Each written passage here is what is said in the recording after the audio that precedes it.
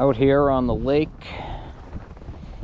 Just blew the belt doing a high-speed run. There it is, entirely obliterated.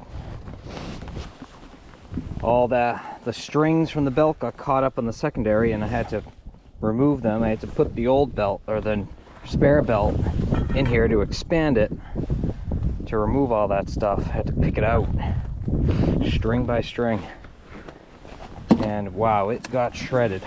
So we're putting this back in now. Here it goes. Secondary back on, and we got we had the toolkit, and the toolkit had everything I needed to put the secondary back on. So glad we had that.